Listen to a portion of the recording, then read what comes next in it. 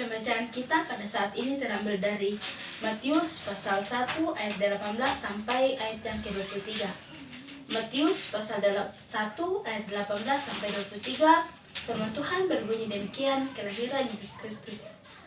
Kelahiran Yesus Kristus adalah seperti berikut. Pada waktu Maria, ibunya bertunangan dengan Yusuf, ternyata ia mengandung dari Roh Kudus sebelum mereka hidup sebagai suami istri. Karena Yusuf suaminya, seorang yang tulus hati dan tidak mau mencemarkan nama istrinya di muka umum, ia bermaksud menceraikannya dengan diam-diam. Tetapi ketika ia mempertimbangkan maksud itu, malaikat Tuhan nampak kepadanya dalam mimpi dan berkata, "Yusuf, anak Daud, janganlah engkau takut mengambil Maria sebagai istrimu, sebab anak yang di dalam kandungannya dari Roh Kudus. Ia akan melahirkan anak laki-laki dan engkau akan menamai dia Yesus, karena dialah yang akan menyelamatkan umatnya dari dosa mereka." Hal itu terjadi supaya genaplah yang difirmankan oleh Tuhan oleh Nabi. Sesungguhnya, anak darah itu akan mengandung dan melahirkan seorang anak laki-laki, dan mereka akan menamakan dia Immanuel, yang berarti Allah menyertai kita. Sesudah bangun dari tidurnya, Yusuf pun berbuat seperti yang diperintahkan malaikat Tuhan itu kepadanya. Ia mengambil Maria sebagai istrinya, tetapi tidak bersetubuh dengan dia sampai ia melahirkan anaknya laki-laki, dan Yusuf pun menamakan dia Yesus. Dari pembacaan kita ini diberi satu tema, dan mereka akan menamainya Immanuel.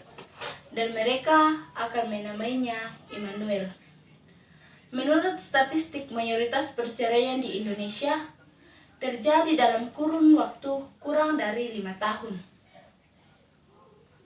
Adapun penyebab dari perceraian itu seperti masalah ekonomi, perselisihan dalam rumah tangga, kekerasan dalam rumah tangga, dan mungkin latar belakang atau masa lalu yang dialami oleh pasangan tersebut sehingga menimbulkan perceraian. Lalu pertanyaannya bagi kita, bagaimana keluarga Kristen menyikapi masalah atau peristiwa itu dalam mempertahankan rumah tangganya?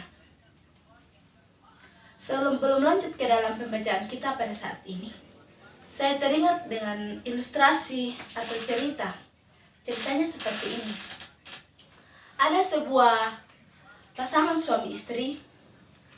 Istrinya ini sebelum menikah dengan kekasihnya, dia melakukan hubungan di luar nikah bersama orang lain. Ketika 1 bulan setelah melakukan hubungan tersebut, kekasihnya melamarnya dan mereka menikah. Acara menikah mereka pun dilakukan atau dirayakan secara meriah. Menjelang 1 bulan pernikahannya, perempuan ini sakit, lalu dibawa ke rumah sakit. Setelah sampai di rumah sakit, dokter mengatakan kepada suaminya, "Bapak, selamat karena sebentar lagi Bapak akan menjadi seorang ayah." Suaminya ini terkejut dan kaget. Dia menjawab, "Dokter, maksud dokter apa?"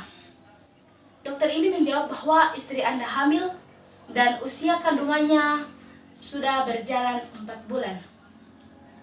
Hati suaminya pun mulai kacau dan tidak tahu harus berbuat apa. Sehingga ketika istrinya keluar dari rumah sakit, ia langsung menceraikannya.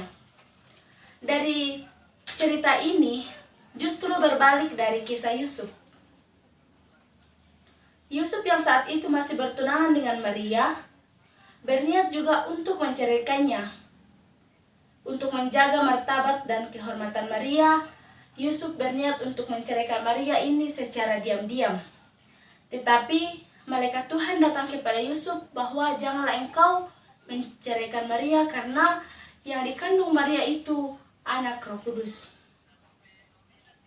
Alasan Yusuf untuk menceraikan Maria di sini sangat jelas karena Maria mengandung dan bukan dari beninya Yusuf.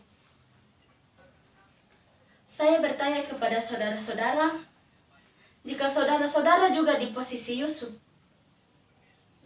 apakah saudara-saudara akan seperti Yusuf, mempertimbangkan masalah yang dihadapi, atau apakah saudara-saudara akan langsung menceraikan istri saudara-saudara seperti di ilustrasi kita di atas.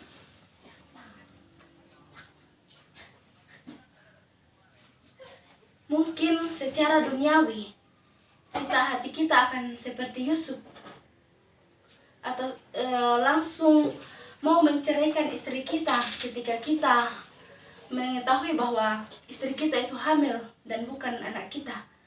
Kita tidak mempertimbangkan hal itu, dan kita malah seperti yang ada di ilustrasi di atas, tidak seperti yang dialami oleh Yusuf. Walaupun pertama-pertama atau awal-awalnya Yusuf berniat untuk menceraikan Maria, tetapi Yusuf masih mempertimbangkan hal itu.